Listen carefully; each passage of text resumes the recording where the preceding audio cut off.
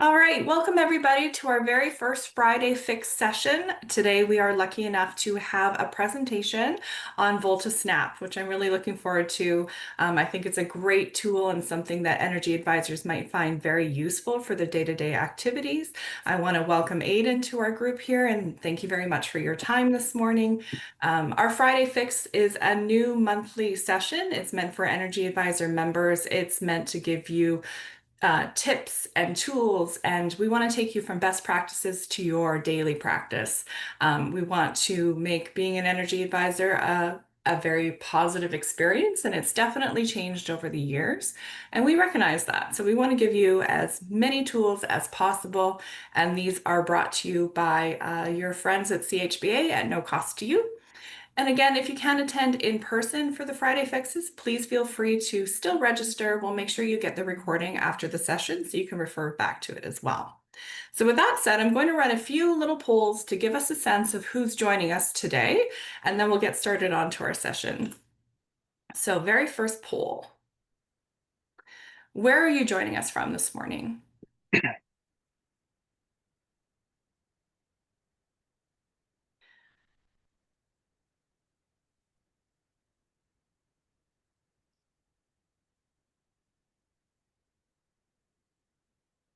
Excellent. And I'll just share the results here.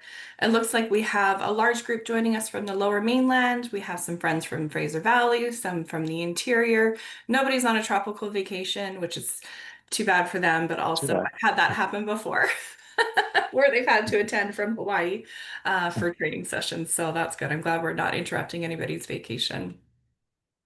All right, next question, please. What level of performance are you seeing the most of your clients needing? Are they doing the basics? Are they going step code higher levels? Are they doing high performance? Are they into net zero? Are they doing whatever they need to do to get their clients into their house and move on? There's no wrong answer for any of these as well. I'm just trying to get a sense of who's joining us today and what's happening out there in the marketplace, because things are constantly changing and it's important for us to keep up and see what's going on out there. All right, thank you very much. I'll share the results here. It looks like we're looking at building code basics, step code local requirements, and some are going above to step code 4, unless, of course, that's a local requirement as well. I should probably update that question a little bit to clarify. And which program do you find that you're working the most in?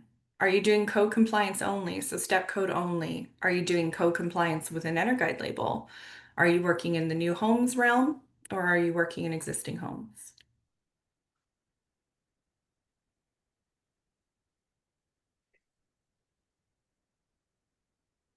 Oh, we were almost at 50-50 there. Oh, we are now. Okay. 50-50. And also that could be both, right? So we have a lot of new home energy advisors here with us today. That's great. And very last question is, how long have you been in this industry? Are you new to being an energy advisor? Have you been here for a decade or something in between? Are you in the wrong class? Are you not an energy advisor?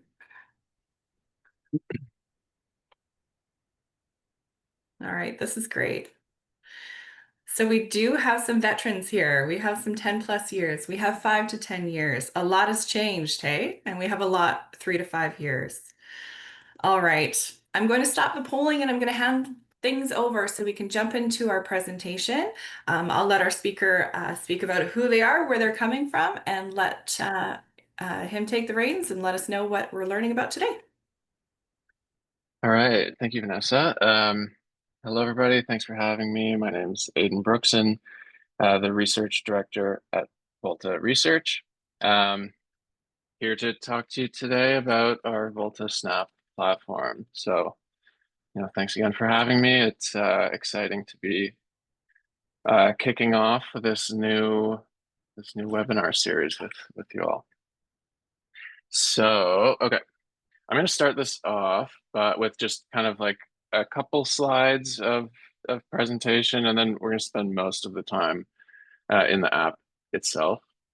So just a quick background, like who we are at Volta Research. We're a nonprofit whose goal is to help reduce emissions, promote affordability, resilience, and related things in the residential building space and sort of everything that attaches to that, which includes things, as we look into the future, includes things like um, electric vehicles, the smart grid, like how sort of communities of buildings interact with each other, and so on.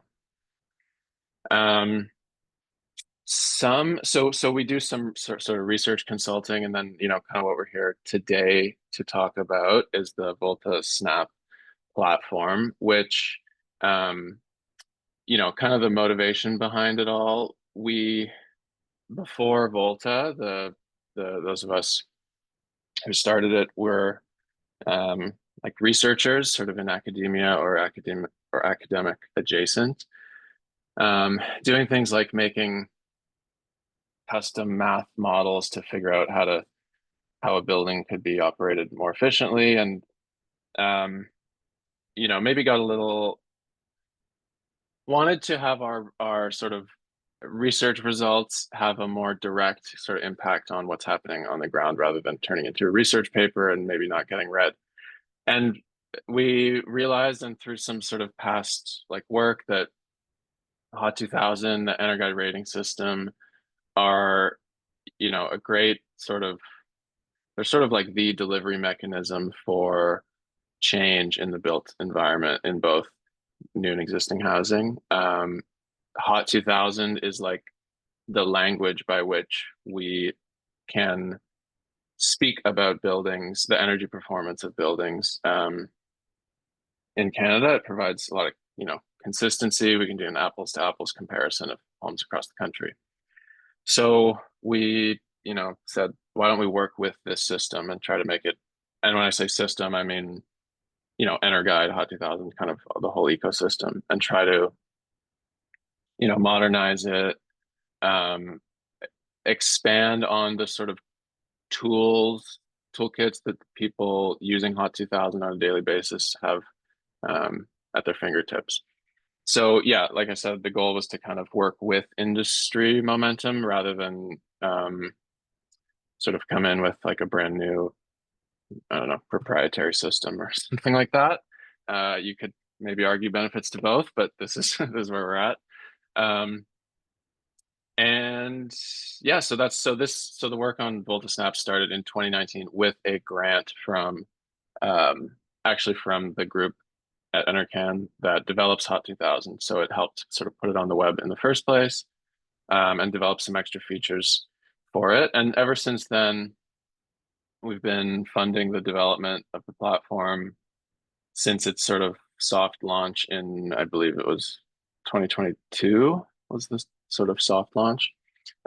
We've been, as a nonprofit, seek other grants to sort of help fund the continual expansion of the platform. Um, so so far, do I have the date on here? No, I think it was 2022 when we soft launched. But so far, all the uptake, we've seen pretty good uptake over the last 3 years. It's all been word of mouth. If any of you on the call are already users, it would have been me that signed you up for the platform. So you kind of reach out and we create an account for you. That's actually going to change soon. We're going to be moving to a more conventional sign up process where anyone can sign up, although there will be a verification stage because it's not a platform for homeowners or like the general public. It's for um, industry professionals. And while it's geared towards energy advisors as sort of the primary user base, it has been expanding over the years into sort of like, you know, you having engineers, researchers, HVAC designers also use the platform, particularly with the launch of features like the CSA F280 heat loss and heat gain calculations. We've got a license with Enercan to be running Hot 2000 in the background. So when we produce simulation results, it's Hot 2000, like the gigajoules, the um, Energuide reference house, all of that is Hot 2000 doing the work. Um, for certain calculations, we have developed our own procedures, like with the F280 heat loss and heat gain. That's a custom calculation because Hot 2000s does not produce compliant numbers. And there's some other calculations that we sort of do on the side, but at the core, it's all yeah, Hot 2000 in the background.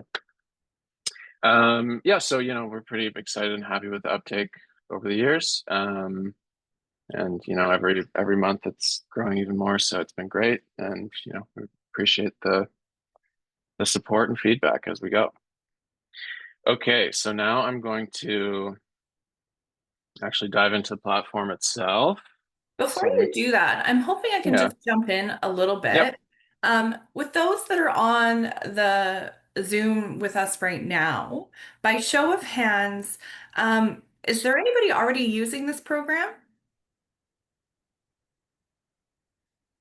Or are we all just here to learn? Okay, so we've got a couple thumbs up. So we do have some users Yep. on the call today and probably wanting a little bit more detailed information. Hmm. Okay, great. And there's a Yeah. question here. Where Okay. are Yeah. most of the users located? Um, Do you know that?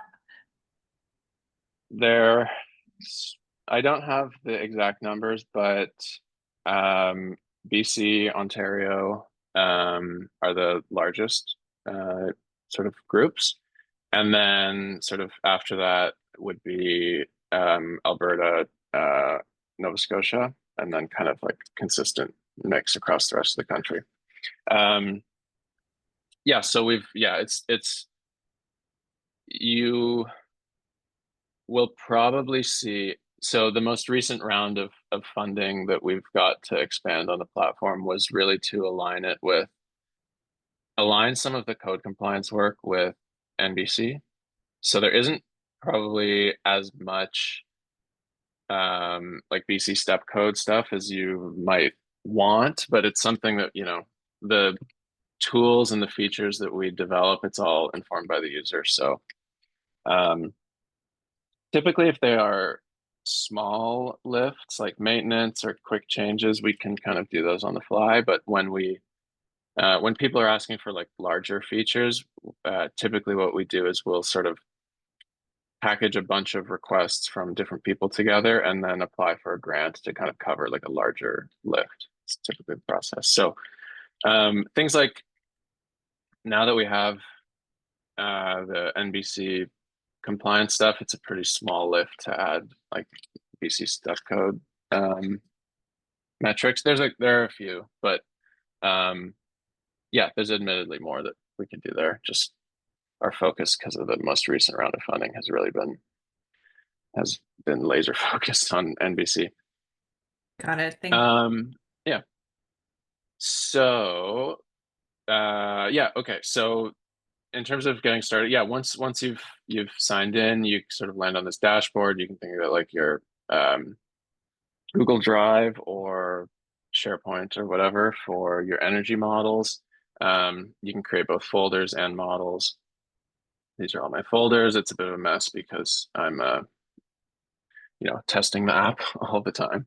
So I create a lot of test files and it's a pain to clean them up. Can I move this? Okay. So when you're getting started, if you've been at this for a while, I would say one of the first things you probably want to do is upload your code library because then you don't have to start from scratch. So everything that you've built over the years in Hot 2000, you can upload to our platform and you get all the codes ready to go. So typically, I recommend that as like a first step before you get started. And then you would sort of just dive into creating a model. So I'm going to go through that process. You can, with sort of all the versions of Hot 2000 after 11.9, you can upload any of those files and start from there in the platform.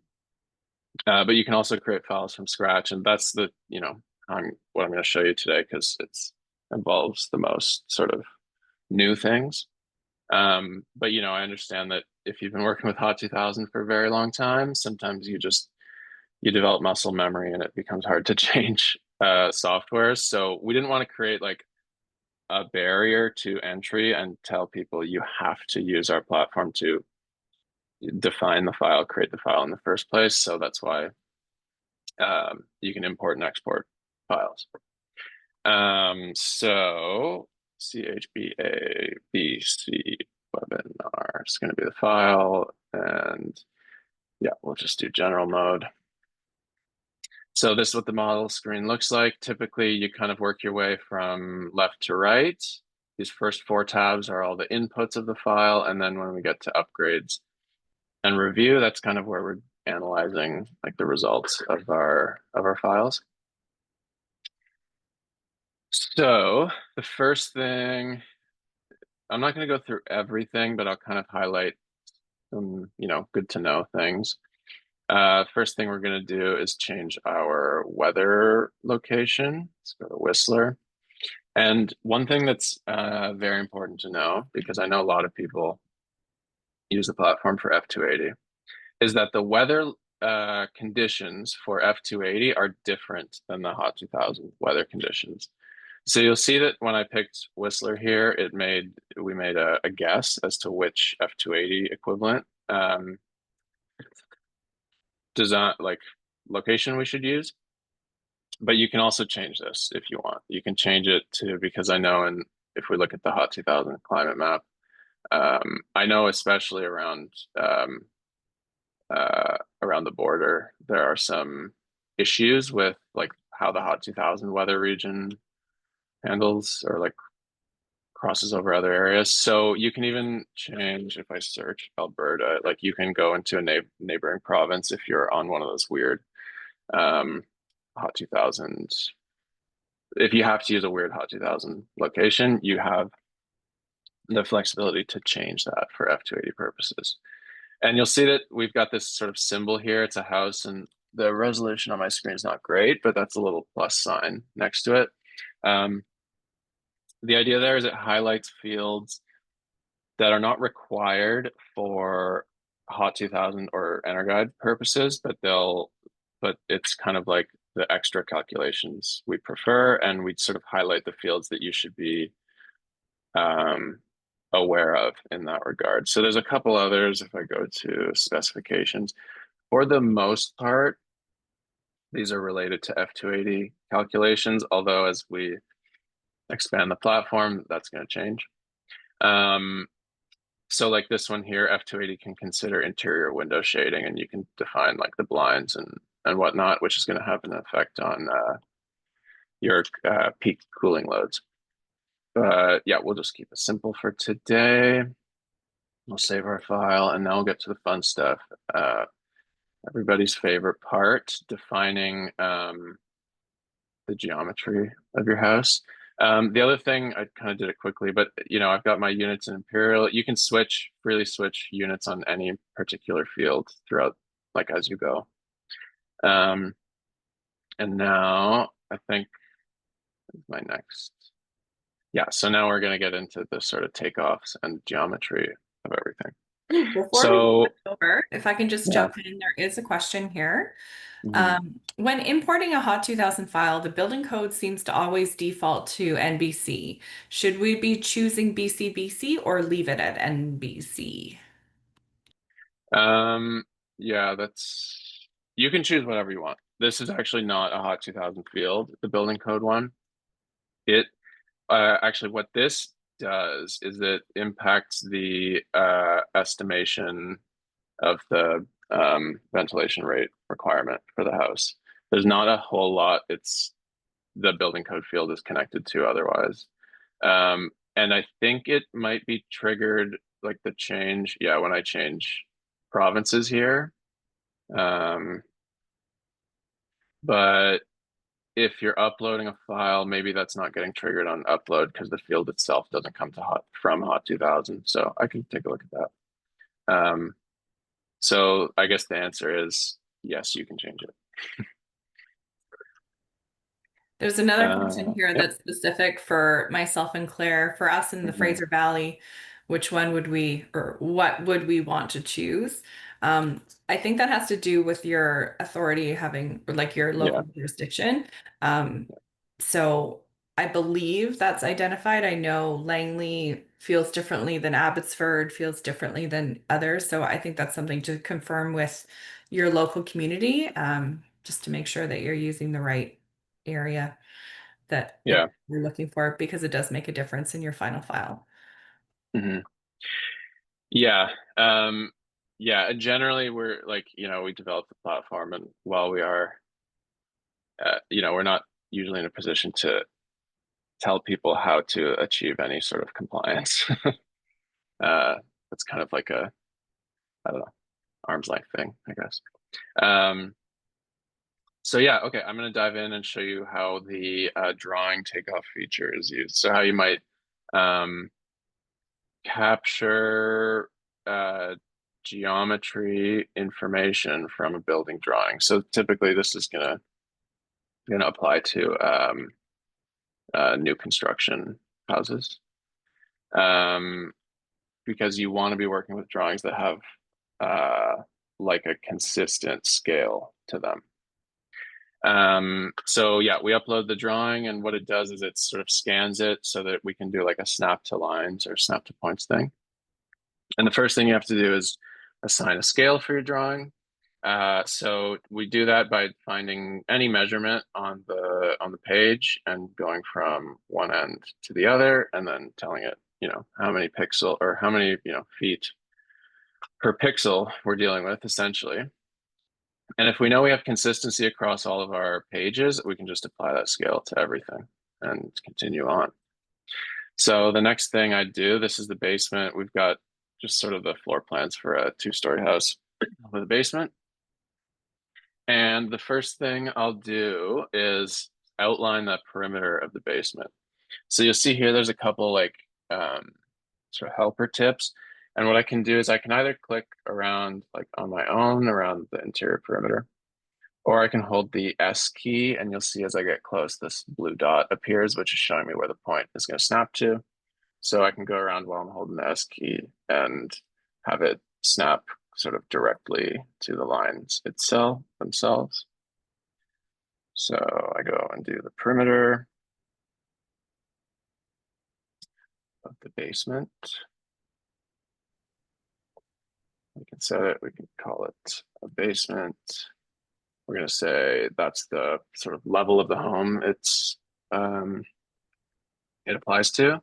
And then we tell it like what specific measurement we want to grab from this. And from this one, we want to grab the total floor area and perimeter. We can also go back and like adjust these to if we sort of messed up as we went. And you can also like hold the shift key and click here, it'll add a point. So I can, if I missed anything, go back. And if I hold shift and click that, it'll, okay, delete the point it thinks it should. Um, yeah, so I'll just save. It's, good practice to kind of save as you go through. So then I'll go to the first story and we'll go around the perimeter here. I might not be doing a super precise job for the sake of speed, but we can always go back and fix things.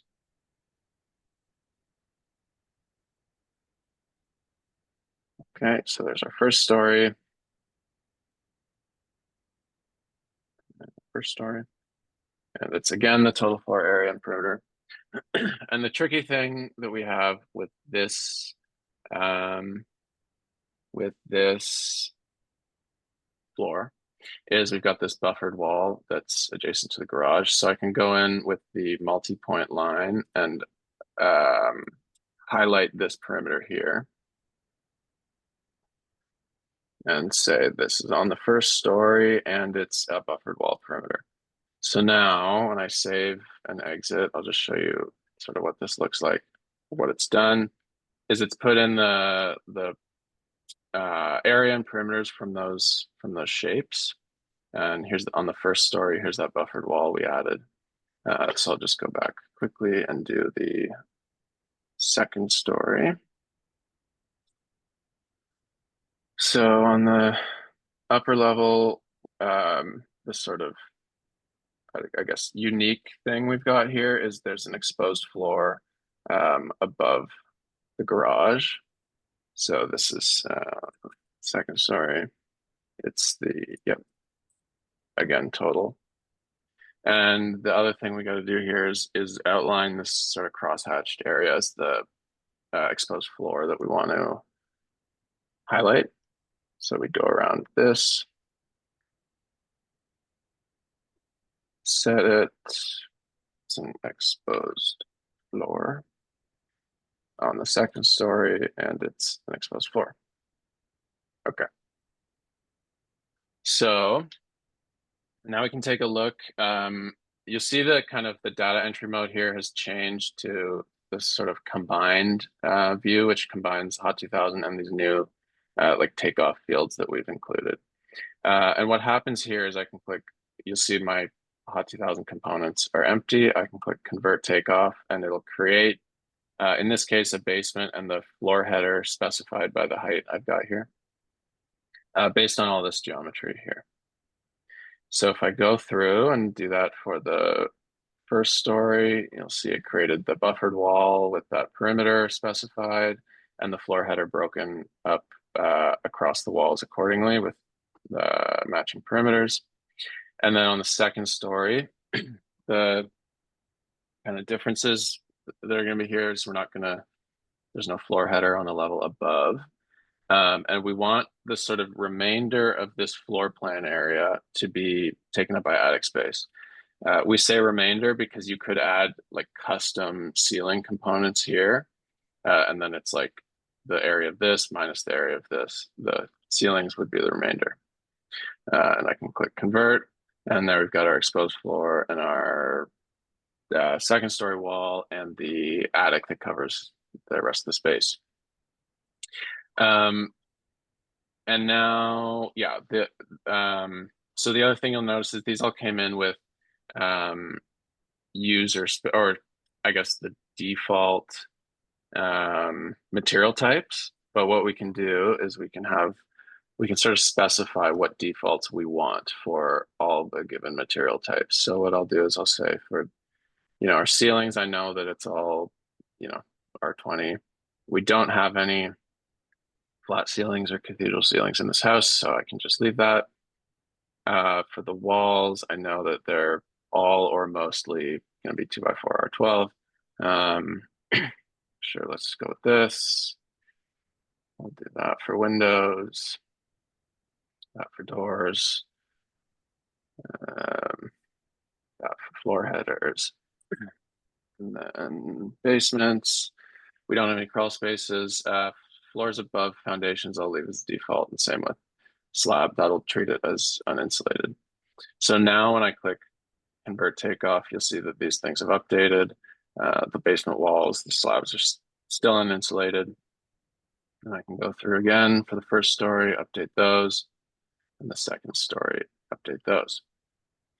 And last, for I think is everyone's favorite part of defining an energy model is windows. So you can enter kind of windows via these kind of like tabular inputs where you can sort of tab through each field, type things in, hit add, and create rows of windows. But if you have your window spec in a spreadsheet, you can also just copy, I'm in the basement, right? Yeah. Copy and paste.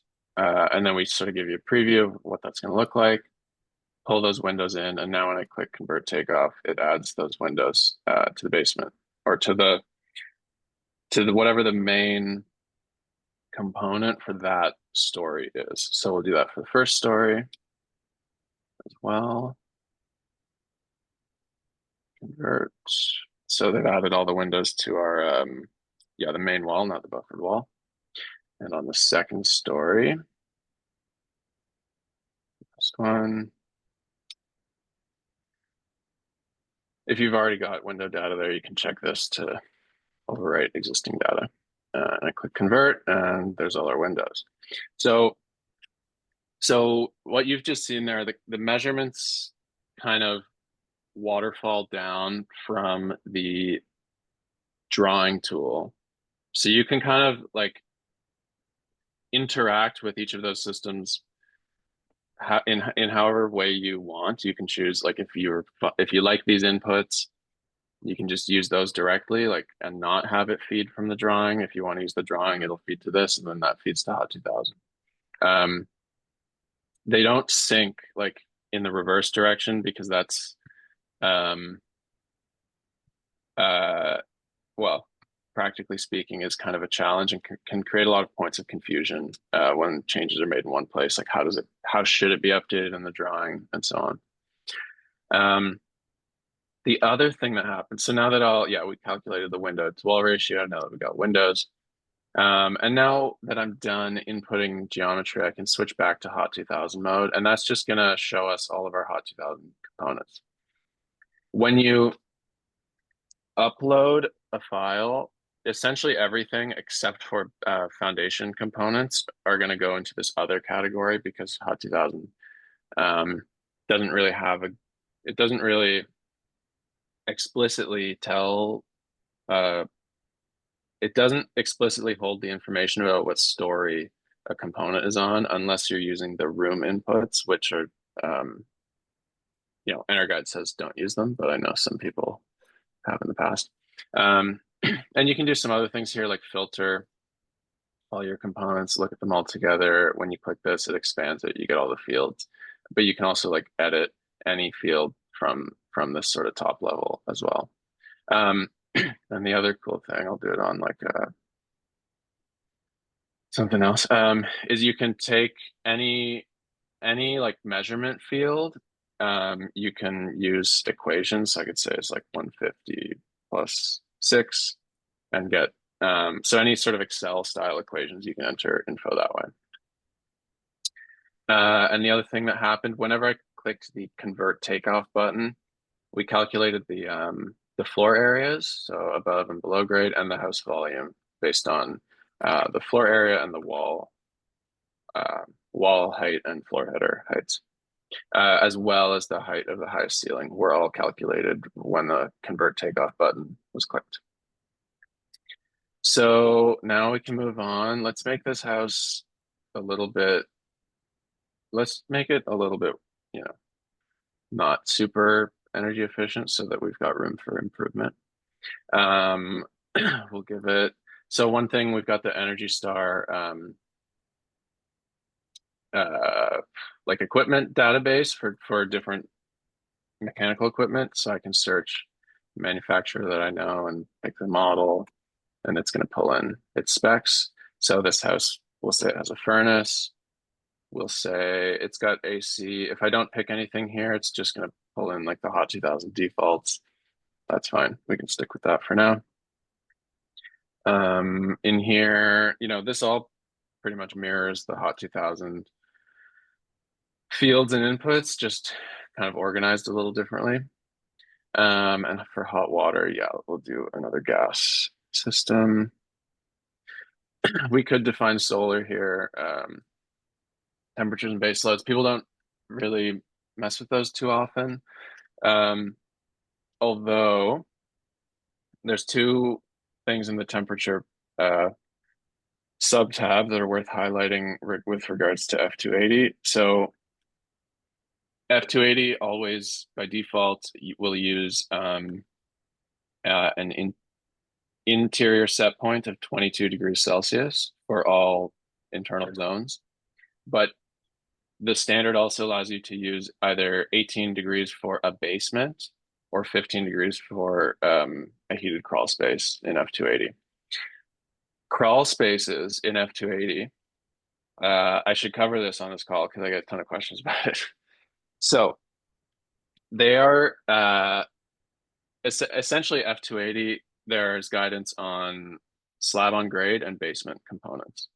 And crawl spaces, even in Hot 2000, even though they're given their own component, are actually they're either in reality, they're handled as kind of like combinations of other components. So like an above grade crawl space that's open would be treated by F280 as an exposed floor.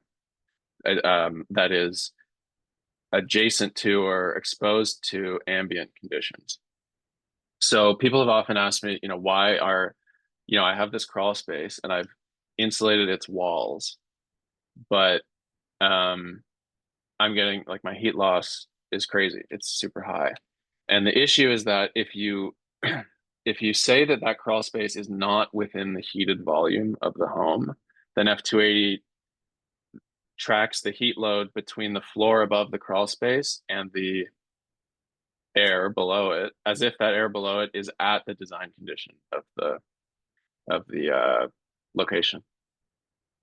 So insulating those crawl space walls, F280 doesn't even see that because it treats buffered zones as ambient because it's a conservative calculation. It's trying to produce, it wants to tend towards oversizing rather than undersizing. So um, typically, yeah, when you include a crawl space um, within the heated volume of the home, which if I had a crawl space, yeah, would be like there's that checkbox here to include it with the volume. And then there's also the, yeah, here, I could say whether it's heated or not. Um, if if it is within the heated volume, then F280 will track the heat loss through the walls and the slab below. And then that's going to get treated either as a basement if there's some depth to the walls, or as a slab on grade with like regular walls around it. So those are useful pieces of information to know, that crawl spaces and F280 are effectively like combinations of other components, and they're not like this kind of unique thing that gets handled in a special way. So it's good to understand kind of the rules around crawl spaces. The way it's handled in F280 is not necessarily the same way they're handled in Hot 2000. The other thing I just realized, I forgot to add doors to my house. So you can do that, add in the regular sort of Hot 2000 way. So I can add a door here to the main wall. We'll add another one. It's going to face, the opposite direction because this will be like the rear door. There we go. So that should be good. And we did all our systems. Let's talk about that in a moment. Then we get to the upgrades tab, and I'll just click run simulation. So we start processing. And here you can see that we sort of summarize. Okay, we're done. Okay. Summarize the different like specs for the house. We can go through and hide or choose fields to hide for things that we don't have in the home. Don't have any skylights. So I've sort of selected those to be hidden, and I can click hide rows and hide them so that we're only focusing on important stuff. And then when I get down here, I'm running simulations in general mode because it's a lot faster. So for the purposes of a demo, it's just way easier. And here we get all of so this top section here, it's all of our results that come straight from Hot 2000 or are computed with the results from Hot 2000. So like our TEDI and MUI and total energy consumption. We're not calculating, so like this metric here compared to the EnerGuide reference house, because we're in general mode, so we don't have that info. So these types of fields will show up when you run in EnerGuide mode, the results from them. We also show both the Hot 2000 design heat loss and heat gain, as well as the F280 whole home design heat loss and heat gain. This is pretty typical, like, the heat loss pretty close, heat gain a little farther. Different end uses. If I'd run an EnerGuide mode, again, we'd show the metrics that we can, or for NBC compliance. And then here's some metrics for the BC step code. We actually don't need you don't need to run in enter guide mode to get an estimate of these. But this house just won't have met any step, which is why it's showing nothing. And then we got our fuel consumption, estimated operating costs, total cost of ownership. And yeah, so from there, I'll show you adding a new package. So let's say the first thing we're going to do on this house is insulate the attic and do some air sealing. So let's just bring this. We're going to pick the component, the attic, create a new code. Uh, where am I looking? Dress. Yeah. And we're gonna go, we're just gonna do R60, which is there. And that's fine. Okay, so we got R60 attic, and then I said air sealing. So we're just gonna bring this down to, I don't know, 2.5. For when you're doing like estimated or yeah, upgraded air tightness, you always want the equivalent leakage area to be calculated because if these are out of sync, the simulation might not run. So then I can go and click run. We can scroll down and it'll let us, we can do kind of like a side-by-side comparison of results and see the savings that we achieve um, based on those proposed changes. Also look at like how much the heat loss was affected. So this can help us with like kind of, if you've got like a retrofit journey of a home, you can kind of find the place where you're gonna along that path where you're going to introduce a heat pump. So you say like, I'm not sizing for 60,000 BTU, I'm sizing for further down the line because we're going to do a bunch of changes and then add the heat pump. So then what you can do is I can take this, I can duplicate it. We're going to call this, I don't know, like a deep retrofit. And we'll do sort of all the other stuff. So I'll just create a new code. It's 2x4. And it was R12, and let's just add some insulation, exterior insulation. What else do I want to do? I guess let's do the same to the floor headers. It was R8. We'll add the same insulation. And then, yeah, let's insulate basement. What's it? I think that one's, yeah, let's take that. And then, I don't know, we'll do like R10. And yeah, let's put some good windows on it. I can pick all the windows or I can pick a subset. And we'll pick something from my code library that seems fine. Yeah, let's hope that is not a broken code. And then let's give it, yeah, sure, we can do a hybrid system. So we'll keep the furnace and we will add a heat pump. Let's just make up some specs. And what I can do if we're doing a hybrid system is I can restrict the cutoff temperature to, let's say, -5.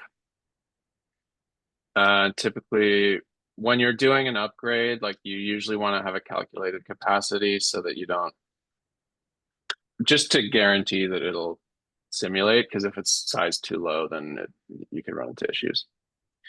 And now we'll just put in a heat pump, pump water heater. Okay.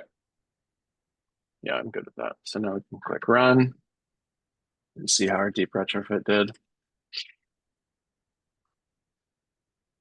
Some other things too, yeah, you can input if there's like loans or grants involved, you can input info about those. And you can also, I can optionally show costs and it'll let me, oh yeah, we changed that. So now to edit costs, you can kind of do it by line item. So you can say like, this is my overall cost, it's like $1,000 for air sealing.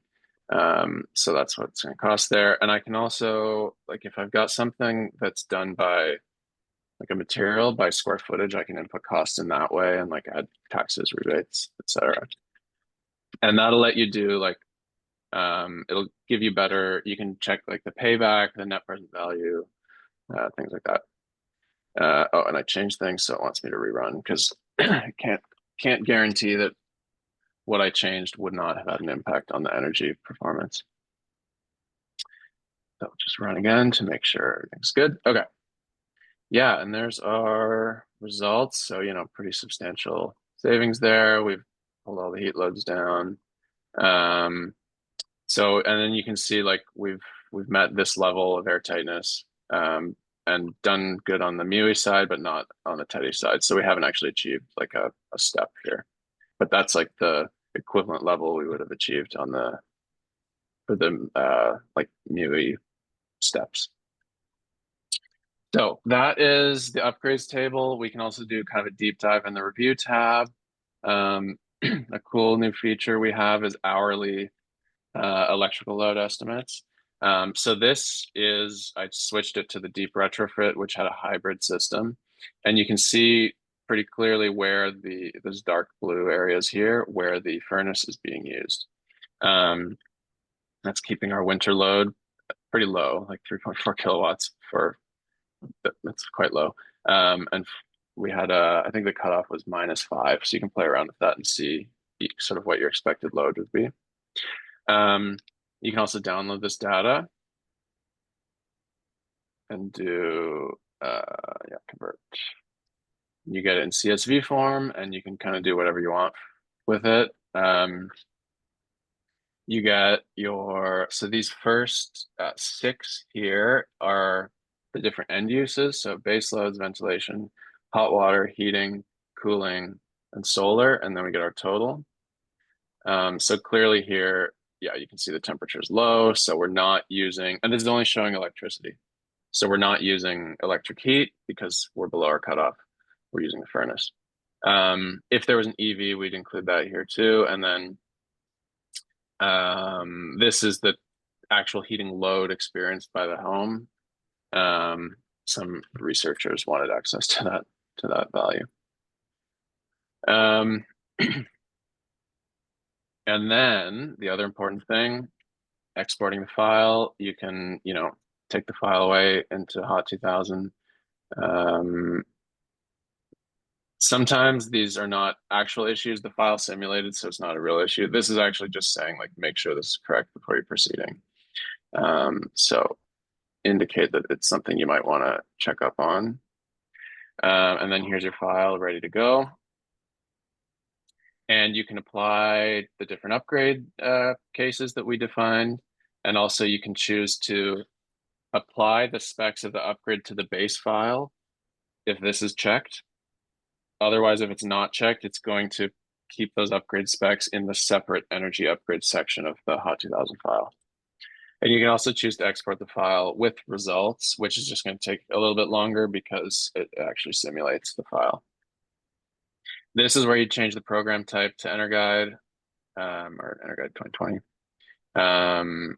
And yeah, no. And then F280. This is kind of like one of the big ones for people. So I've only set this house up to do a whole home analysis. So that's what we're showing you here. This is where you download your F280 report. Here's the high level numbers. And I've recently included this sort of, it's essentially an interpolated value of your heat loss at a specified temperature. So I know there's like the Fortis BC program that wants to see heat loss at I think it's 5 degrees. And I mean, in my opinion, that's, I think, a bit high to cut off a heat pump. But anyway, you can see it at essentially whatever temperature you want between the design condition, and we treat 16 plus 16 as the balance point. So yeah, you can kind of play around with this and see, if you're sizing a hybrid, like where does that land? Like, where does my heat loss essentially equate to my heat gain to try to like keep a flat electrical load throughout the year. And yeah, you can download your report here. You can input, this is just like extra project info that's not already accounted for. And then I can export the PDF. And this is like ready to go for sort of file submission or yeah, submission. You can also change which upgrade package you're showing here and change the units. So I'm going to take a quick pause there and see maybe if it's a good time people have questions. And then the two things I'll show after this are high level how room by room works because it takes a bit more time than a whole home, and the parametric analysis. So yeah, it's a good time to pause and maybe answer some Excellent. questions. Thank you so much. Mhm. So, are there any questions that you would like to either put in the chat or feel free to unmute? I have one coming in right now. Would you be able to touch on how we would model a new home with complicated Mhm. vault ceilings or heated attic space in the takeoff modeling? Yeah. Where am I going to combined? Yeah. So there are some what we've called like takeoff components that you can add. So what do we have here? I can put like a cathedral ceiling, and we take the measurements as like yeah, width, length, and height of that cathedral ceiling, and you can determine how many like exposed to ambient conditions like walls there are, and then this will create the equivalent required HOT 2000 component for it. So you can kind of like mix and match these different like takeoff components to reflect different weird geometries. But there's always room to include more of these. Like if you think of like, I'm encountering this often, like how can I, is there a way you could kind of add a shortcut for that? These are always things that we sort of, uh, the type of feedback we are happy to hear. Um, and on the note of feedback, I should also mention this megaphone icon here. This allows you to send us feedback directly. You can also like take a screenshot of like what's on the screen, what if you encounter a bug, and like send a little message here, and this gets sent to all of us developers. Um, but also, if the app ever crashes on you, or if you run a simulation and don't get results, we're notified of that. So we, essentially have like a backlog of like tickets, and we see those bugs as they happen, and are like working on uh, sort of always updating and fixing those things. Is there an option Yeah, to the see a next portal question. button? Yeah. So first of all, I'm going to jump in and say, how amazing is Yeah. that? That as soon as you're having struggles with anything, you can just alert the team and take a screenshot right there. I'm sure Mhm. for those of us that have been in the depths of Hot 2000 for years and years, we wish we had that microphone. But for now, that's the It's a role little, so plays. yeah, it's maybe a So little dangerous, but yeah. yeah, don't overuse it, respect it. But what a great tool. There Yeah. is a follow-up question in here. I'm going to take this one if that's okay, Aiden. The Yeah. question is there an option to upload or submit what you're doing within Volta Snap to our CHBA portal? The answer is no, but I put a little celebration emoji because that'd be a really cool idea. Um, Yeah. you know, Maybe that's a further conversation that we have down the line. We have a interactive online file submission portal system that we have in Right. background. And Yeah. I know I've learned with our developers with software that is very dynamic and constantly being updated. Kind of the sky Yeah. is the limit if you have the funds for it and you can imagine it. So I'll just say Totally. not right now, but that's a really cool idea, and maybe we will talk about that more. Leave it Yeah. at Yeah. We've been working with CHBA, the net zero team, to do a bunch of like you might have noticed kind of around the app there are like these CHBA net zero file submission details. And over here there's the net zero workbook. Like you can export the Excel file that they require for submission with like all the like the checklists and everything. That's So actually, yeah, there's like sorry. go ahead. Oh, just that's a great point. For those of you that are using this software right now or this platform, using your emojis, are you using it to download the Net Zero workbook? That's pretty cool. It's a very that's very new. We Okay. launched it like I think 2 weeks ago. Oh, And we're fair. actually Okay. we're Right. still like going back and forth with the net zero team, CHBA net zero team to like finalize it. So I don't think uptake of this is that high yet, but I think there'll be more kind of like announcements around that as it's like finalized. Very cool. Yeah. Okay, so before we go into the next section, last chance if anybody has any other clarifications they want or any questions. Otherwise, seeing none, we'll just continue on. Thank you so much. Mhm. Sure. Okay. So I'll show you. I'm not going to do an entire room by room analysis, but I will show you what you need to know to do one. So the first step is we want to be in Hot 2000 mode, um, data entry mode, not takeoff mode or combined. And then we toggle on room view to get started here. So the kind of design principle, I guess, behind our room by room calculation is that we didn't want to. We know that so many people are starting with an existing Hot 2000 file. They've already created it. They don't want to create something again from scratch. So we needed a way to be able to take like a whole home Hot 2000 file and um, modify it in as like unpainful a way as possible into a room by room file. Because it is, of course, it's more work. Like you have to collect more information about the specific portions of walls that you know wrap around a given room. So the first thing, like I said, that you do is you click room view here, and then we sort of show you the status that's going to tell you it's your status towards producing a valid room by room file. So I can open this up and look at what the issues are. So some components are in the other category or are in an unassigned room section. That's everything right now because I haven't actually done anything yet. And then the internal gains across all rooms are not summing up to 100%. So um, so what I can do is I can add rooms. I can add like multiple at once to given stories, or I can just sort of add them here. I can say like dining room, add it. I can say living room. Um, and this has gone red to tell us like we don't want components living in this unassigned section. Everything should live in a room. So then what I can do is I can add or sorry, drag my components into different rooms. So now the unassigned section, it's calm now. It's not red. We're in theory good to go for that for the first story.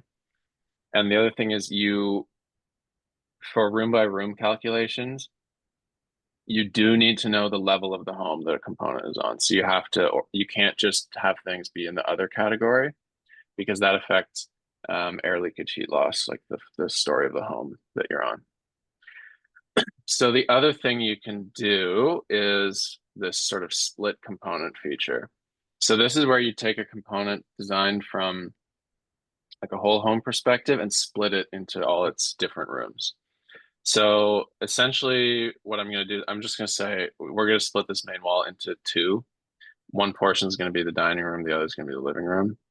And I'll just split it, I don't know, like kind of, yeah, 75. And then it's showing us what the remainder is. We give a bit of flexibility if I add this room. So like it's yellow now, it's saying like you're missing something, but it might be a rounding error. So we've unlocked this button for you. Um, but if it's perfect, it should, yeah, go away. And then what you can do is with all the subcomponents, the floor headers are going to be split accordingly based on perimeter. The perimeter is up here. And then I can take all of these windows and tell it where they're going. But it's also going to say, yeah, unassigned subcomponents are going to be assigned to the largest component above. So if I know that that's where they're going, I can just, they split and here we go. So the larger component went to the dining room. It took most things with it. And here's that small component there. So that's how you'd sort of take, and you can do it into more rooms than two. You can do it into any arbitrary number of rooms. Um, for walls, the dimension that you're splitting is its perimeter. For basements, you're splitting kind of like three dimensions. It's exposed perimeter. Really, it's the exposed perimeter and the floor area that matter, and we sort of track those as you assign them. And for ceilings and exposed floors, when we split them, it's the area that we care about. Um, Other things with room by room is we typically need a floor area for our rooms. This helps us calculate volumes, and some of the like internal gains uh, are applied that way via the like floor area fraction. And this is where you'd specify like an internal gains fraction. So just to make that error go away, I'll put 100% there.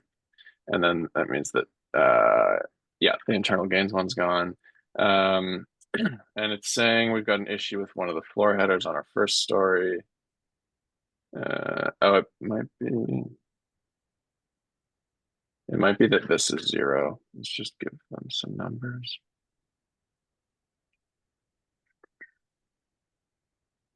Yeah, okay. So is the fact that the floor area was 0 is giving us some issues. So now the only errors that remain are the the fact that not all our components are assigned to rooms. So I'm just going to save this and jump over to a completed room by room file so you can see what that looks like. I think this one is valid. Yeah, so complete, everything's assigned. I go to review in the F280 tab. Now I can change this to room by room. And I can see, yeah, for every room, like the total heat loss and heat gain, and then the sum for each story of the home. And if I have room by room results and I download the report and have this checked, it will include the third page with all our stuff there. So the previous report I did, it was whole home, so it only included the first 2 pages of the report. Um, Other things to note about the room by room calculation is you can optionally have the volume synced to the room spec. So because we have floor area and a wall height, we can calculate the volume in that room. You can turn that off though and like input your own um, volume and floor area numbers. So sometimes if you're importing a file from Hot 2000, and you can import a file that uses Hot 2000's room components, it will work. But sometimes you have to double check the volumes, make sure you're not like double counting things. Um, and I believe the Hot 2000 files will not come with internal gains applied, and that'll show up here in the status. It'll like tell you what you need to fix. Um, that is those are the main things you need to know, the differences when defining a room by room file. So before I jump into the parametric um, analysis, are there any questions about that? I'll just give a moment here if anybody has any questions concerning the room by room here. We do have a question about what this looks like and how to participate, but I think we'll hold on to that until the end of Mm, the demo, and then we'll go into the details on the administration side of things to yeah. help clarify here for our participants.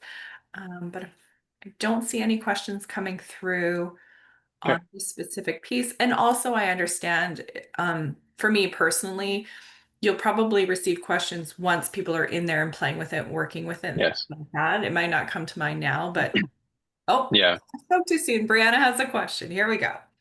When talking about the sync volume option, would you be able to edit a room that includes a vault on its own?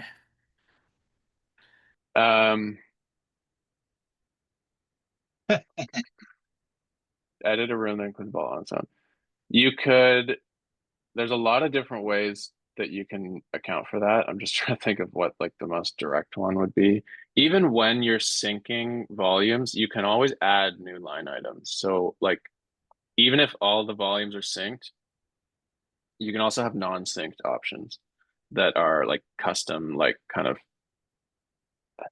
I don't know if like fudge factor is the right word, but like things to capture geometries that aren't necessarily captured by the simple like volume calculation methods. Yeah, there He says, thank you. That's what I was hoping you go. for. Yeah, yeah. Excellent. So yeah, I'll dive into the parametric analysis, which is, I think, the coolest thing we've ever made. So to get started with parametric analysis, um, and sorry, just to be, I know we'll leave pricing for later, but room by room and parametric analysis are going to be paid features. The rest, everything I've showed you, our intention is to keep that in the free tier. Um, So a parametric analysis, the first thing you need is you need a valid model with results. So you have to have created a model and you have to have simulated it in Volta Snap, essentially to prove that you have results. So I'm going to go, I know I've got some good files here, and we're going to call it CHBABC.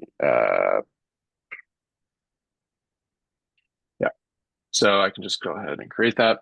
It's going to take a snapshot of this model at this point in time. So if you go back now and change the content of this model, which you might want to do after reviewing the base case, to have it update here, you have to click resync, and you cannot resync after you've run an analysis, because then you end up in a case where your base case has changed, you've generated all these results, they don't mesh anymore. So at that point, you'd create a new analysis.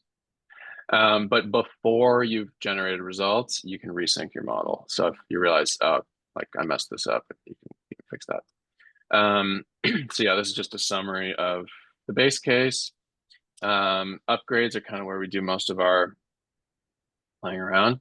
And what we do is we pick different categories of the home and different upgrades that we'd want to consider for that category. And we have some pre-defined options that are just built. Everybody gets these, the ones in the with the orange plus. And these ones here, the with the green up arrow, came from the upgrades table of the base model that I had defined. So I had within this file that I'd defined, I had R60 blown cellulose as one of the upgrades, so I can just pull that in directly. Or I can create a new upgrade, however I want. Like you have the full flexibility over like the codes that you define here. So we'll do a small one at first. We'll do ceilings. We'll do some wall. Yeah, that's enough of a change. Some wall insulation, and we'll do I think windows. It's usually a good one. We'll do double, and then we'll do triple. So the first thing we have to do is validate upgrades. So we need to make sure that the base file is going to be okay with everything we've defined here, which is not necessarily the case. You could have, I don't know, like a house with, what's a good example? Maybe your basement has like a specific configuration, and in the upgrade case, you apply insulation in a different way that doesn't mesh with the base case configuration. That's what this validation stage is going to check for. And you'll see they all came through, they passed. And we show you the individual savings associated with that measure on its own. So that might allow you at this stage to say, okay, you know what, like the jump from R51 to R60, it's 1%. Like, I don't even want to consider it. Let's toggle this one off and not include it. And that's going to sort of reduce the number of simulations that we run. Or you might see like between two options, like 5% to 6.8, like not enough for me to consider it. So this allows you to kind of, the point is, one, it makes sure that the analysis is going to run, but two, it makes sure that you're like aware of the impact of every measure you've selected for the analysis. So now I'll click run. It's sort of using this credit system that my account has enough of. And it's going to run it's going to mix and match all those different upgrade combinations. So you can get into some pretty large like simulation solution spaces with this. I just did 27 there. But we've got some people are doing like hundreds of thousands of runs, which takes 100,000, I think, is like it's under an hour for 100,000 runs. This is going to be like under a minute. Usually, kind of what happens is there's a lot of like we essentially have a bunch of Hot 2000 like versions waiting, and then they kind of have to come online. So like there's like a bit of a warm up, and then they're like ready to go. And so yeah, this is run essentially 27 unique Hot 2000 files, and then we can analyze the results from those. So on the x-axis, and I can change what results we're looking at. So we've got Teddy and energy savings, but maybe on the x-axis, let's look at it from an NBC perspective. And I can add these sorts of things for BC step code. We've got like our two key performance metrics for NBC, so I can see like kind of what tier I'd fall into. So like this bucket here is all tier 3. This is while it meets the tier 4 heat loss reduction threshold, does not meet the energy performance improvement threshold, so it's still tier 3. And then I can kind of click on these points and see what the like what went towards that um, file, I guess. And I can pin ones that are my favorite. Oh, interesting. Look at that. It did pin it. Okay. So I can pin ones that are my favorite and kind of do like that comparison down here. And the other thing I can do is add costs. So you can do this after the fact, and it's going to recalculate our costs. I don't know, I'm making stuff up here. So I can add costs.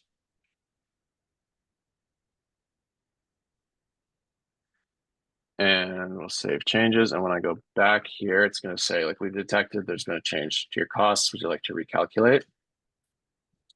And it doesn't re-simulate. It just recalculates the cost, the things with that cost implication. So now what I can do on the y-axis is click a cost metric, so total cost of measures, and let's do like, yeah, energy savings. Um, and I can kind of zoom out here and see like, okay, maybe, yeah, my goal, I don't know, it's okay, 5%. This is over the base case, not, maybe it's better if we do it over the reference house. Yeah. So, like what's the cheapest way for me to achieve like 28% improvement over the reference house? It's going to be this point here. So attic and windows in this case. And you can do that for kind of whatever other metrics you're looking at. Another cool one that we've got is the total cost of ownership.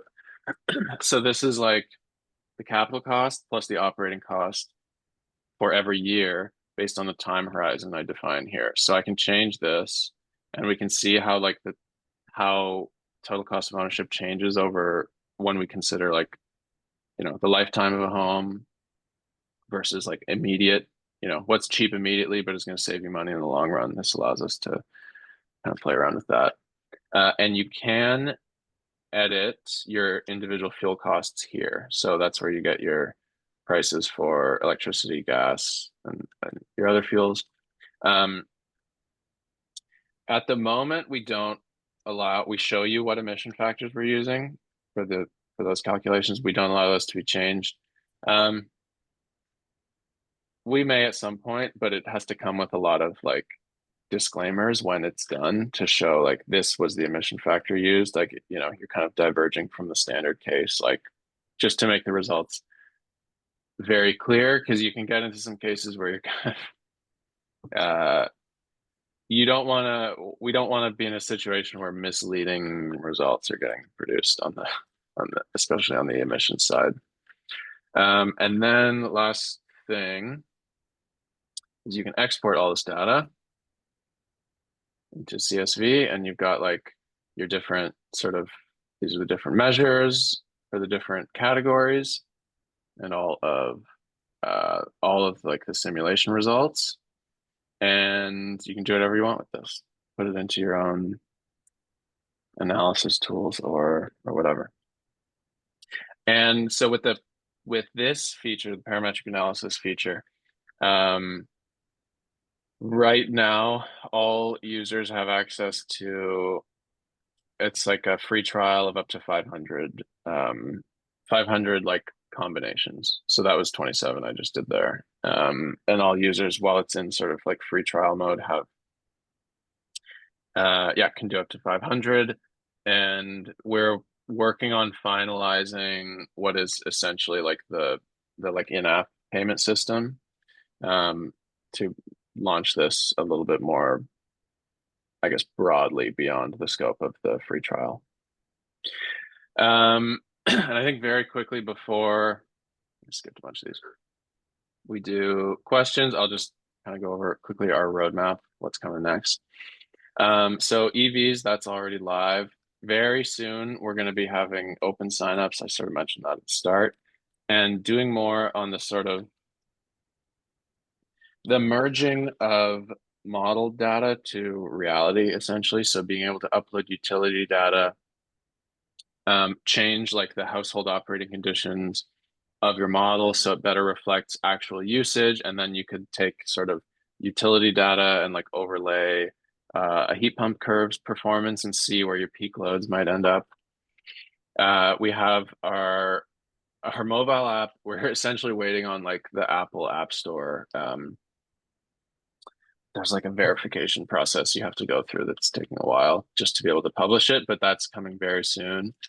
And another really exciting thing this year is, with all the same inputs that were there, being able to run both Hot 2000 and Energy Plus simulations.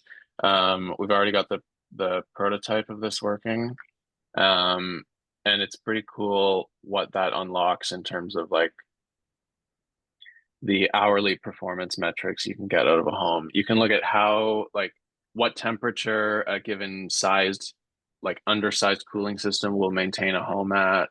You get like the kind of compressor dynamics out of a heat pump's like turning on and spiking and whatever. So there's like, you get a really high quality energy model with simple inputs. That's the idea here. And then beyond, yeah, embodied carbon is coming soon. We've got funding this has to be live by sort of like April. Um, some defaults for costing data with the parametric analysis. I had to make those numbers up, and you'll have to go and work those numbers out with your clients. But we'd like to be able to put default values in there for common measures, just as a starting point for people. And then yeah, connections to other sort of like complementary services to more traditional energy modeling. Um, and yeah, beyond just more on the electrification side, we've got a lot planned here. And essentially, what is the parametric analysis, but for multiple files? So that's going to be our communities feature, which you can kind of see there, but I won't show that today. So we got 10 minutes left, I guess. Any questions? All right. We do have a question that came in, and please feel free to share any other further questions. The first one is, will the mobile app be available on Android and Apple? And will there be a desktop app available, or will it always be web-based? The mobile app is on both Android and Apple. Um, it is designed to be offline first, so you don't need an internet connection for it to work. Um, because you never know, if you're doing a site assessment where you're going to end up. And then the idea is like when you get to back to service or Wi-Fi, you can upload your file and you get it here and can sort of, you know, finalize it or whatever. At the moment, there are not plans to create a desktop version of this app. Um, if there's enough need, it could be something we look at. Um, there are certain, I guess there's a practical limitation, which is around the fact that we use Hot 2000 to do the simulations, which requires an internet connection because we can't actually distribute the Hot 2000 software. That's not within our license agreement. So the fact that the fact that we don't expose Hot 2000, the software, directly to the users is kind of what allows us with Enercan to be able to do this.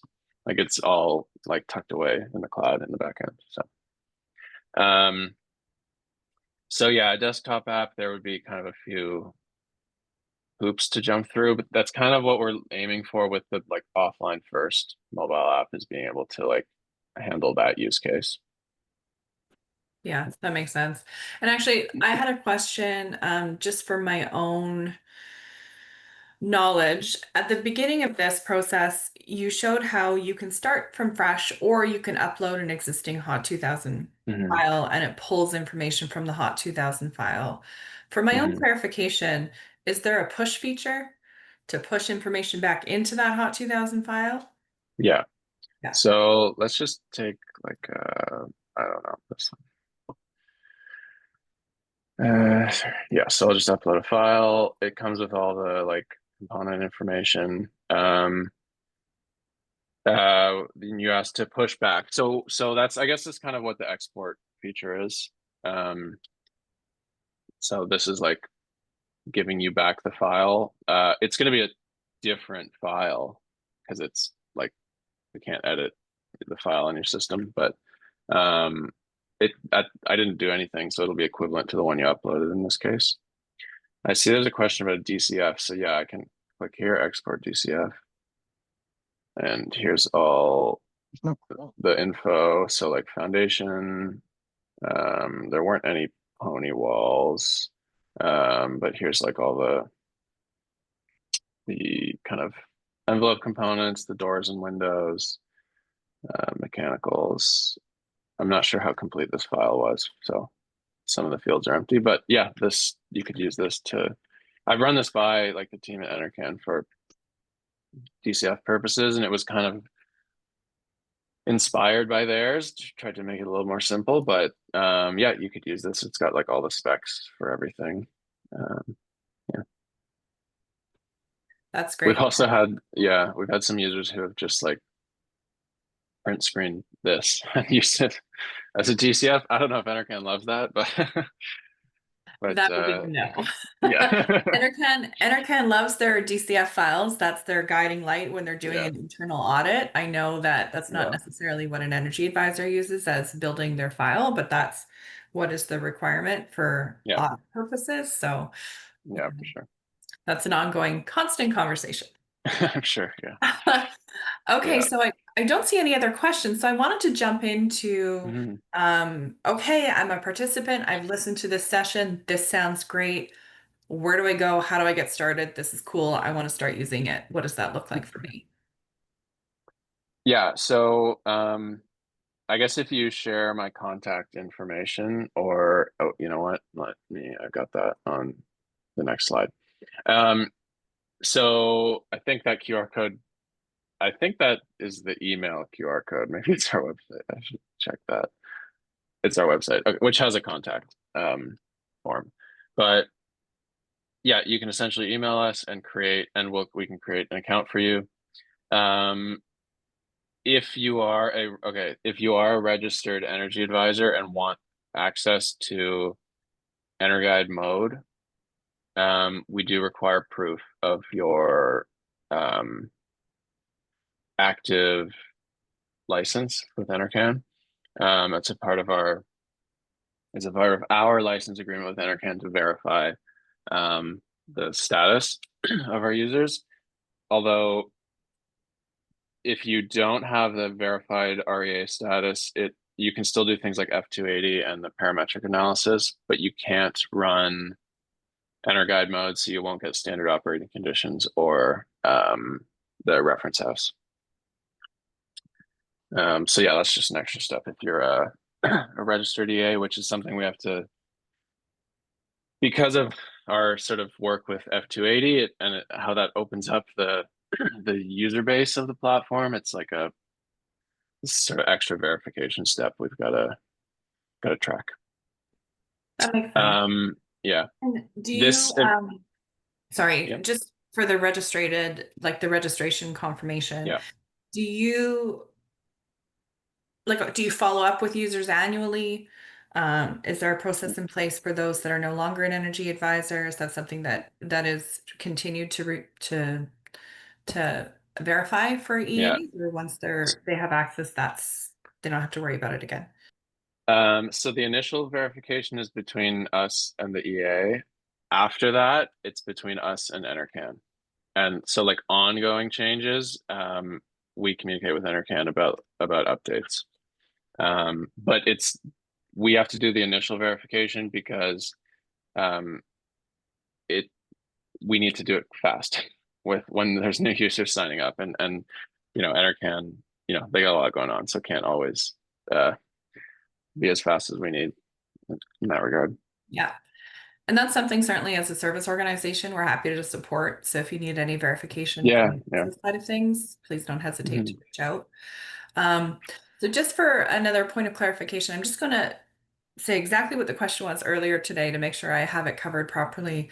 What is the Mm. pricing model? Is it a subscription based or a one-time purchase? So at the moment, everything is free to use, even the room by room calculation. We're sort of launching that in like a free trial mode. And then there's a free trial like usage limit on the parametric analysis.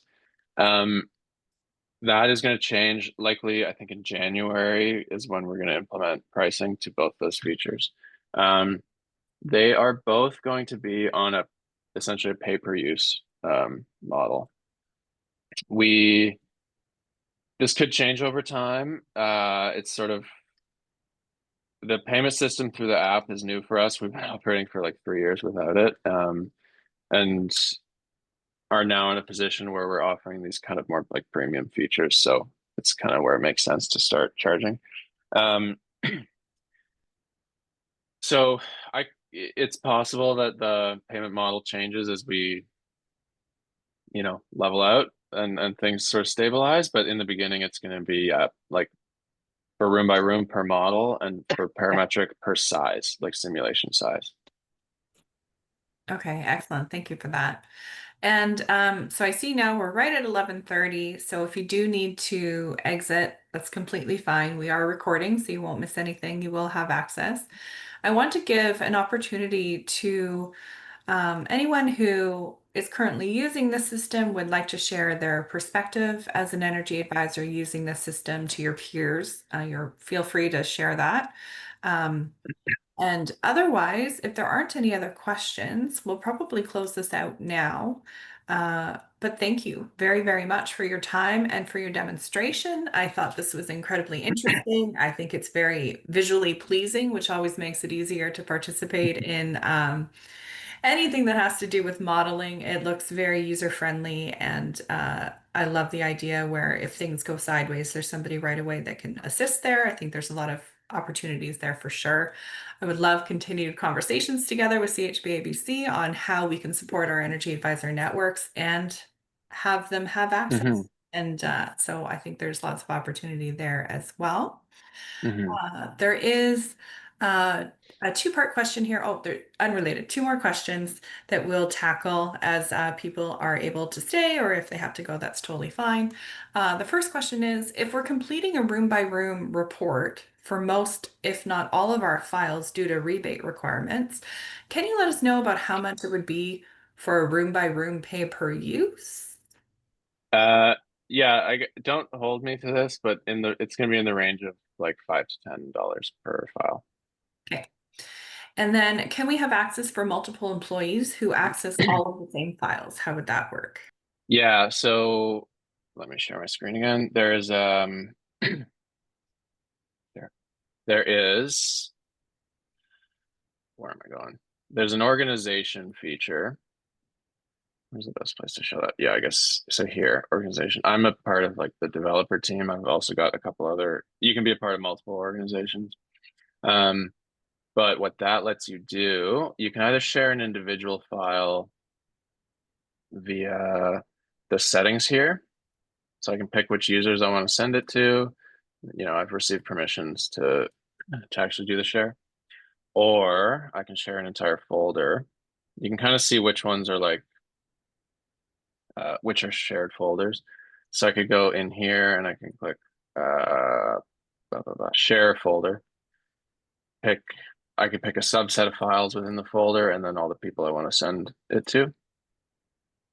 Oh, and one other thing is you can also export, if they've all had simulations run on them, I can export a bunch of like stats on those. So I've got this Excel file that just came down, and it's like got the base file, the upgrade package, the operating condition, the region, and then like all the results. Um, and there's like some NBC code metrics. There's like your Teddy, MUI, RF280. So these ones here like wouldn't have had the simulations like run. I think those are actually the reference house. That's why. Oh, and even like the emissions level for the soon to come NBC operational emissions performance requirements. So yes, you can sort of share with an organization. Okay, that's great. All right. Well, I'm not seeing any other questions, so I'll let you all go on your Friday. Thank you very, very much for your time today. Mhm. You'll have access to the recording shortly. We'll put together a folder so all of the Friday fixes will be in one place for you to review, share with your colleagues. Please do.